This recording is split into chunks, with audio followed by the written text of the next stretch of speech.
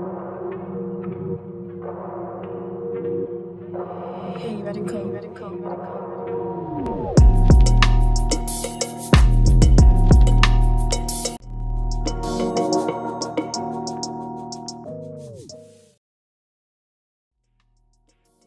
Bonjour à toutes et à tous et bienvenue dans Un maillot, une histoire.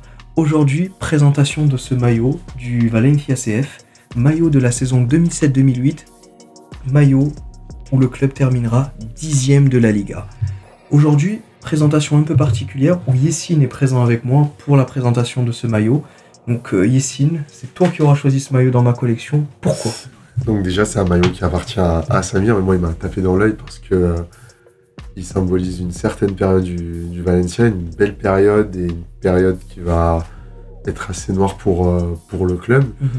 Sur le maillot, déjà, moi, je le trouve très beau parce que j'aime beaucoup la période, on va dire, Toyota. Moi, j'aime bien raisonner en termes de sponsoring sur les maillots. Comme tu dis, Commodore pour le PSG. C'est ça, exactement, ou Thomson, etc. Appel.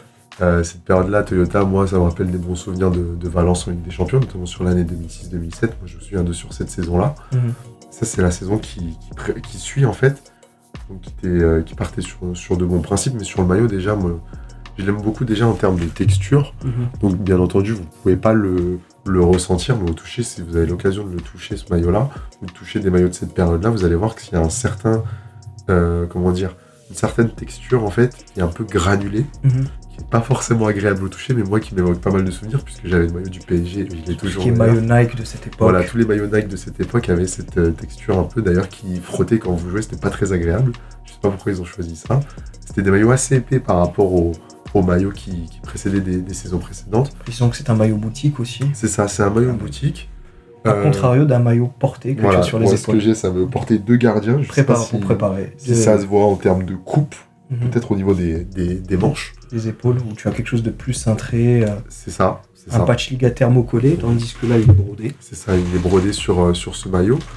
Moi aussi, ce que j'aime avec ce maillot, il y a une certaine singularité dans le sens où sur cette année-là, ou en tout cas même sur cette période-là, chez Nike, des maillots à col, vous n'en aviez pas. Celui-ci a un col.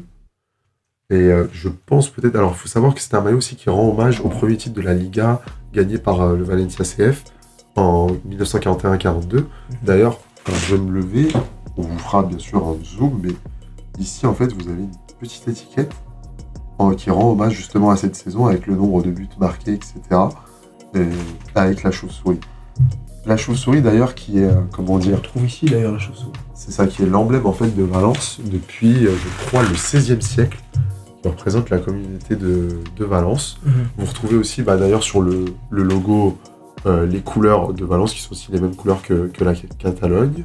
Vous avez un petit ballon au milieu, qui représente un ballon de foot, tout simplement. Il faut savoir que aussi le Valencia CF, il me semble, est un club omnisport. Il y a aussi une division basketball, peut-être handball, je sais pas. Handball. Mais basketball, je sais qu'ils ont une division, puisque d'ailleurs, à un moment donné, ça sera le président de la division basket qui remplacera le président football. On précisera également quelque chose d'assez rare, c'est le sponsor en feutrine. Oui. Donc voilà. C'est très rare sur les maillots, on va dire destinés aux supporters, les maillots qu'on appelle supporters ou fans. Réplica, voilà, les maillots réplica en général, surtout sur cette période.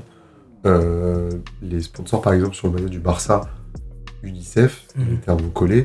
Si vous regardez le maillot Fly Emirates, Arsenal ou le Paris Saint-Germain sur cette période, pareil, c'est termes collés. Pirelli à l'Inter, c'est vraiment très singulier. Je sais pas pourquoi ils ont mis de la feutrine. En tout cas, c'est très réussi. On retrouvera d'ailleurs au dos, je vous montrerai, voilà, un sponsor en bas du maillot qui se faisait aussi sur certains maillots. Alors, ce qui est étonnant, c'est que les sponsors en bas du maillot, pour moi, sur cette période-là, étaient plutôt destinés sur les maillots pro. Si on regarde les maillots du Paris Saint-Germain, moi, je sais qu'on avait un flelou en bas du maillot, mais pour les acheter en boutique sur un maillot fan, ils ne se vendaient pas nécessairement avec. Peut-être qu'il s'agit d'un boutique de très haut de gamme.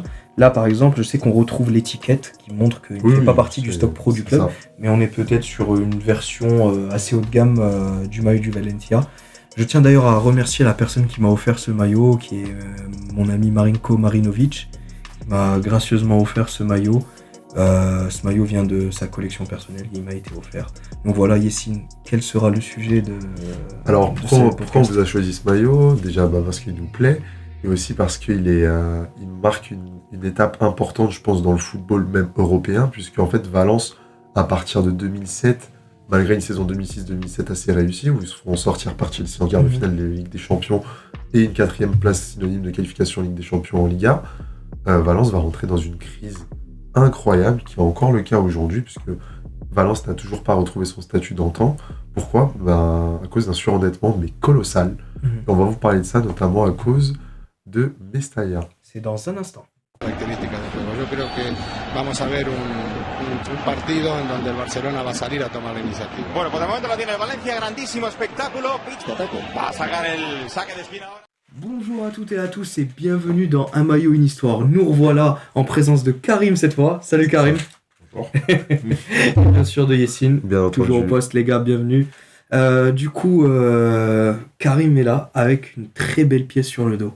Karim, le maillot que tu as. C'est ça, Pablo Aimar, donc excellent joueur des années 2000, début des années 2000 au FC Valence, donc le maillot de la saison 2003-2004 où le FC Valence donc, gagne la Coupe de l'UEFA. L'idole de ton idole. L'idole de mon idole, contre ton club du coup. Je prends souvent cher dans ce podcast. Exactement. D'ailleurs, c'est intéressant parce que ce maillot-là va être un peu le tournant des problèmes qu'aura connu le Valence de cette époque-là, vous allez Bien voir. sûr, on en parlera également. Et aussi Yessine, tu auras une belle pièce sur le dos. Un maillot de C'est Valence. vrai, maillot du troisième gardien, 2017-2018. Mhm. La coupe est pas vraiment la même, je pense qu'on peut le voir. Exactement, Ouais. et on remarque la différence de coupe. Le maillot de Karim est un peu plus ample, C'est déjà, ça. tandis que le tien est un peu plus près du corps. C'est là c'est intéressant de voir l'évolution du maillot d'avant au maillot C'est d'aujourd'hui. ça. À l'époque, je pense qu'on portait encore le maillot dans le short, déjà ils étaient amples. Mhm. Aujourd'hui, c'est moins le cas. Mhm. Mais Tu disais notamment qu'à l'époque, c'était aussi plutôt mal vu d'avoir un maillot près du corps. c'était mal vu, surtout, peu de joueurs le faisaient, même Mhm. dans la vie de tous les jours, c'était rare de voir des gens porter des maillots très près du corps. C'est une coupe qui est vraiment arrivée au courant dans les années 2010. Dans les années 2000, on était plus baggy, chemise ample, etc. Et je Mhm. pense que maillot de foot ou maillot de basket, à mon avis, c'était en fait, on retrouvait les mêmes codes d'un point de vue mode, tout Mhm. simplement. Donc en fait, là, on a une coupe ample qui est caractéristique vraiment des années 2000. Si demain vous faites une soirée à thème années 2000, je pense que vous allez plus partir sur une coupe comme ça, que ce soit un maillot de foot ou un t-shirt, plutôt qu'une coupe très serrée où vraiment, même je me souviens de certaines photos d'équipes d'avant-saison, Mhm. où je crois que c'était Jérôme Boateng qui avait un maillot ultra serré, qui Mhm. en plus le tirait vers l'arrière pour vraiment montrer son abdomen. Et c'était pas le seul à le faire. D'accord, ok. Donc vraiment, c'était on va dire une évolution du vêtement, bon, on peut dire ça comme ça. Maillot porté ou préparé que tu as sur le C'est dos. ça. Je dirais plus préparé parce qu'on n'aura pas vu ce gardien entrer en jeu. Donc on dirait que c'est un maillot préparé stock pro. Donc, Juste avant les le sensations- centenaire du club. Exactement, les sensations d'avoir un maillot. Je me sens un peu cintré, je te Ouais. mens pas, Ouais. en termes de coupe. Je sais pas si c'est agréable pour les gardiens d'avoir un C'est maillot étrange comme parce ça. qu'un gardien a besoin de plus de. Je te mens pas, je sens que c'est un peu raide ici, à Ah, ce c'est- niveau-là, au niveau des coudes. Ouais. C'est la salle qui Ouais. paye, je pense. Mais je pense qu'un gardien, il a des gros bras normalement, donc il doit être encore plus cintré que moi. Ou alors On c'est un remarquera le gars Liga thermocollé, les bandes C'est Adidas ça. thermocollées. Vous reviendrez vers nos anciennes vidéos C'est ça. où on a C'est ça. abordé les. Du coup, là, vous avez certes un sponsor commun, mais deux époques de succès différentes. Exactement. Et là, vous avez un contexte sur le club de Valence SCF plutôt, totalement différent avec le rachat de Peter Lim, etc. Couleur orange. Couleur orange, ouais, C'est ça, mais identique. pas les mêmes, c'est vrai. Pas les mêmes couleurs, du coup, C'est ça. orange. Alors que là, ça fait beaucoup plus penser, voilà, on va dire à ce qu'on voit là au niveau du col et au niveau même des épaules. Donc, orange Côte d'Ivoire, un petit peu. Ça me Petit plaît, clin d'œil à ta ça sélection. me plaît plutôt pas mal, je dois dire. C'est Non, ça. franchement, beau maillot en tout cas, avec comme vous avez dit tout à l'heure, le Toyota donc en feutrine, donc Mhm. pas pareil que celui-ci. Donc, Où il est thermocollé. où il est thermocollé. Et puis beaucoup plus lourd aussi au niveau du maillot, ça se sent. Et puis le col également qui est totalement différent et comme tu as dit Yessine, qui était pas commun donc pour les maillots Nike, même peut-être même que c'était le même Honnêtement, je modèle. pense que c'était le seul sur cette Mm. période, on va dire, à partir de 2005 jusqu'à peut-être 2010, où j'ai pas vu de maillot à col Nike, en fait, D'accord. sur les clubs. Et j'ai... Si, j'en ai un moi. L'Inter Barcelone, saison 2000, de la même saison, le bleu ciel avec un col. Et le bleu ciel avait un col. Et le maillot doré aussi. Le maillot doré aussi, il avait un col. Le maillot doré. Le maillot doré du Barça. Celui qui... ils avaient un maillot doré à un moment, avec le col bleu. 2000. Oui, début des années 2000. non, moi je te parle vraiment sur la fin des années. Parce que même en 2000-2001, le PSG a un col. 2001-2002 tu parles vraiment de cette vraiment sur cette période-là, genre 2007, 2008, 2009. Tout à fait, je confirme. 2010, ah ouais. Je vous Mais confirme. c'est pas, si tu regardes, oui, mais c'est pas du tout la même coupe. Oui, c'est pas la même coupe. Ah, je suis d'accord. Cette coupe plutôt en V est plutôt unique en son genre, exactement. Mais le col plutôt polo, on le retrouve notamment dans le maillot du FC Barcelone extérieur de la saison 2007-2008. C'est ça. Le maillot qui est pas très beau. Je pense. J'apprécie. Moi j'aime bien, ça m'évoque, ça m'évoque mon club de cœur, mais aussi on le retrouve, comme on l'a évoqué lors des podcasts précédents, dans beaucoup de maillots Adidas, notamment le fameux maillot du Milan AC 2007-2008. Absolument. Mais 2006-2007. D'ailleurs, je crois que le col sera très souvent porté au Milan sur cette période-là. Enfin, je me souviens, au Milan, tu le retrouvais assez souvent. Même l'Inter, par la suite, retrouvera un col sur son maillot. La Roma aussi, quand ils arriveront chez Nike, a un très très beau maillot. Et même la marque Vierge, la marque de la Roma, on aura un col. Aussi. Exactement. Mais voilà, c'est ce qui fait un peu la singularité de ce maillot. C'est déjà, comme on a dit, le sponsor en feutrine, la coupe du col qui est un peu étrange dans le sens où c'est un col, mais un col plein, il n'y a pas de bouton, vous allez voir, il y a comme s'il y a un sous-maillot qui était intégré à ce maillot-là. Ce qui est important aussi de savoir, c'est que en blanc, vous allez très souvent retrouver Valence jouer en blanc tout simplement parce que ce sont leurs couleurs. Le blanc et le noir, ce sont les couleurs de Valence. Vous allez toujours trouver une petite touche orange sur ces maillots-là. Mais principalement, voilà, ce sera le blanc et le noir. Alors parfois, vous allez aussi voir des maillots de Valence évoquer le jaune et l'orange, tout simplement parce que c'est les couleurs de la commune de Valence, tout comme la Catalogne. C'est le drapeau est identique, c'est le même drapeau. Donc voilà. Et puis, bien entendu, on retrouve la chauve-souris, symbole de Valence depuis le XVIe siècle. Un effectif aussi avec des joueurs très intéressants. Sur la saison 2007-2008. Oui, on va y venir sur cette saison-là, en fait. Donc Valence, rapidement, sort d'une très belle saison 2006-2007. Saison qu'on aura abordée. Effectivement, on vous invite à voir un peu le dénouement de cette Liga dans les derniers instants. Le lien est dans la description. C'est ça, on vous mettra le lien. Donc voilà, 2006-2007, Valence finit 4ème, à 10 points du Real champion. En confrontation directe dans la différence de but. Qui n'aura pas été l'ogre qu'on espérait. C'est ça, effectivement. En Ligue des Champions, ils se feront éliminer par Chelsea, malgré un match nul à l'aller à Stamford Bridge. Au retour à Mestalla, ils perdront 2-1. Donc voilà, donc c'était pas mal d'espoir. Il faut savoir qu'au Mercato 2007-2008, on retrouve Valence très très actif sur le marché des transferts. Alors je sais pas si c'est parce qu'ils étaient en panique après le 3-0 infligé par le Paris Saint-Germain à l'Emirates Cup, avec un Guinness sans carré en feu. Mais voilà, faut savoir que Valence investit près de 70 millions d'euros sur ce mercato, c'est énorme. 70 millions d'euros, c'était le budget du Paris Saint-Germain sur la saison. Rapidement, en fait, pourquoi je présente ce maillot ? Parce que moi, il m'évoque des bons souvenirs et aussi des mauvais souvenirs. Bons souvenirs, comme on l'a dit, la très belle campagne européenne de Valence en 2006-2007, et des mauvais souvenirs parce que c'est un des clubs qui sera le plus en crise, notamment à cause de la crise espagnole, économique, même la crise économique européenne, avec le marché de l'immobilier qui s'effondre en Espagne, etc. Valence sera énormément impacté. Rapidement, Valence, voilà, donc comme tu as dit, 2003-2004, doublé championnat, coupe de l'UEFA, tout va bien à Valence, mais les comptes sont quand même dans le rouge. Donc il y a un endettement un peu croissant dans ce club-là. On se retrouve au milieu des années 2000, on va dire 2005-2006, avec une dette à peu près qui avoisine les 200 millions d'euros, ce qui est assez colossal. Il faut savoir que le budget de Valence était tablé sur 100, voire 110 millions d'euros. C'était un top 20 européen à peu près, en termes de budget, donc c'était quand même un budget plutôt cohérent. À l'époque, aujourd'hui, c'est rien, 120 millions d'euros, mais à l'époque, c'était vraiment une belle somme. Mais les recettes de Valence oscillaient plus entre 70, 80, voire 90 millions d'euros pour les belles saisons. Et pour remédier à ce problème-là, ils ont eu la très belle idée de construire un nouveau stade, le New Mestalla. Notamment pour le rayonnement de la ville. Il faut savoir que Valence était aussi un peu en pleine expansion, si on peut dire, dans le sens où ils avaient un très grand musée qui avait ouvert d'art moderne.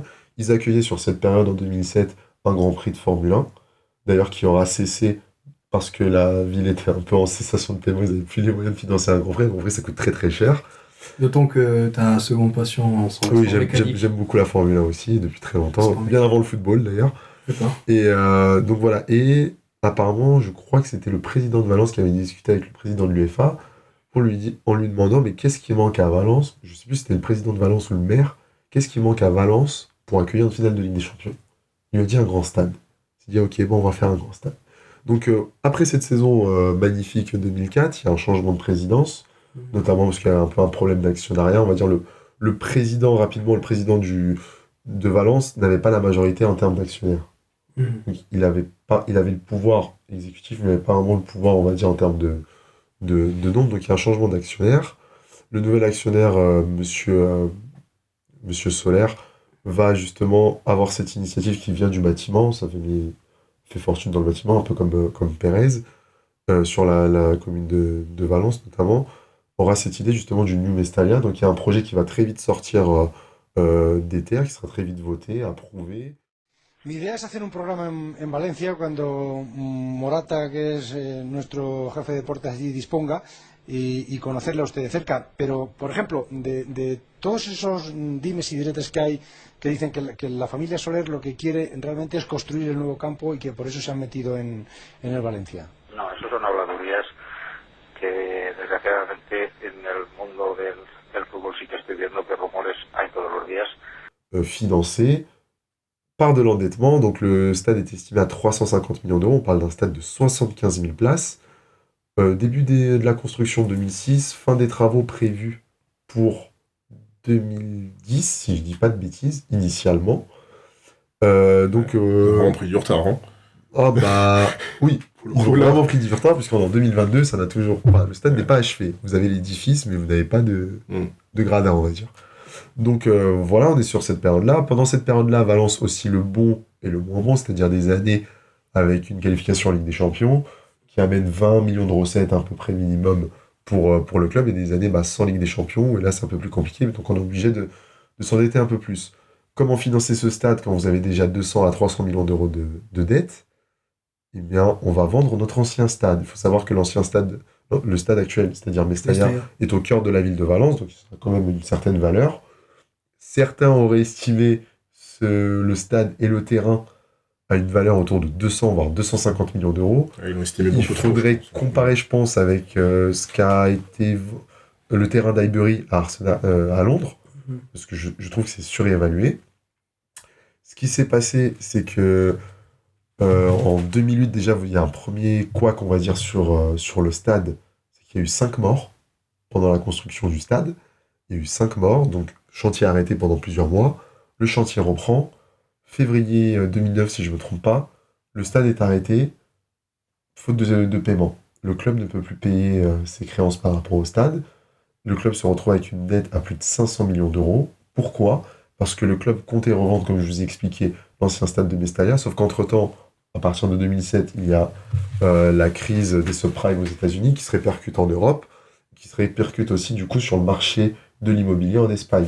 Du coup, le marché de l'immobilier en Espagne s'effondre, le prix et l'estimation du terrain du stade s'effondrent aussi, donc au lieu d'une vente espérée à 200 voire 250, on se retrouve, je crois, à un terrain évalué peut-être même à 40 ou 50. Il faut savoir qu'il n'y a pas si longtemps que ça, ils comptaient vendre le terrain à 120 millions d'euros à l'heure actuelle, à peu près. Mais à l'époque, voilà, je crois qu'on était peut-être tombé à 80 ou 60. Donc ils se sont dit que ça ne valait pas le coup de le vendre, et dans tous les cas, on n'allait pas recouvrir nos créances. Donc ils ont arrêté de payer le nouveau stade. Il y a qui aujourd'hui encore vétuste, qui est encore en chantier. Hein. C'est triste. C'est ça, lien de causalité ou pas, cette année-là, malgré les 70 millions d'euros investis par Valence, sera une année mais catastrophique, avec 3 entraîneurs différents. Malgré un nouveau titre, la Copa del Rey gagnée contre Retafe, ça sera un peu la lueur d'espoir de la saison de Valence. Cette saison-là, ils feront la Ligue des Champions, ils ne sortiront même pas des poules, une poule composée de Chelsea, Rosenborg et Schalke. Ils font 2 défaites contre Rosenborg. Mais voilà, en Liga, c'est la déroute totale. Ils prennent quelques gifles quand même en Liga. Saison 2007-2008. 40 puntos, el Valencia con 39. Joseba Echeverría encarando uno de los últimos ataques del Atleti. Balón hacia Duriz. Quinto gol del Athletic Club de Bilbao. Joseba Echeverría se la puso perfecta a Duriz. Quinto gol del Athletic Club de Bilbao. El tercer asistente seguido de Echeverría. Bueno, es evidente. Bueno, si hablábamos antes de lotería, desde luego no apuesten, porque es un premio gordo, porque Ronald Koeman vaya a dirigir al equipo la semana que viene. Y repito. Un peu avec la Copa del Rey contre Retafe, bon 3-1, c'était Ronald Koeman ça le coach? Oui, il finira la saison, mais il aurait été assez détesté des supporters du Valencia. Il faut savoir aussi, je pense qu'à un moment, Valence flirtait pas mal avec la zone de relégation.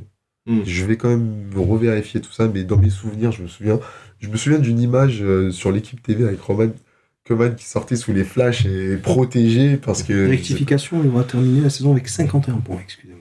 Ouais, voilà, une saison très moyenne quand on voit le budget et les investissements faits de Valence. Donc voilà, le New Mestalla va plonger Valence dans une crise. Il faut savoir rapidement, on y viendra plus tard, mais le modèle d'endettement pour performer en Espagne, c'est très courant. Vous l'avez vu récemment avec le Barça, ça fait la une des journaux, avec l'endettement exponentiel du Barça. On parle, je crois, de 800 millions, voire 1 milliard d'euros de dette. Il faut savoir que le Real Madrid, quand ils ont construit le renouveau du Real fin des années 90, juste avant Pérez, c'était aussi par la dette.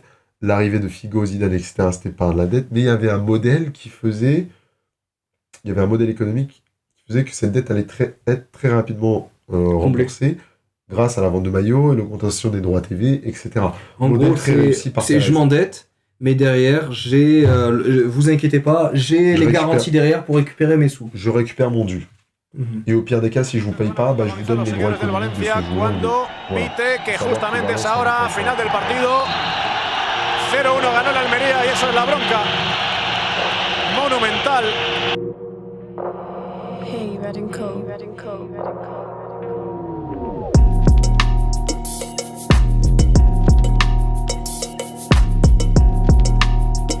Attenzione Ronaldinho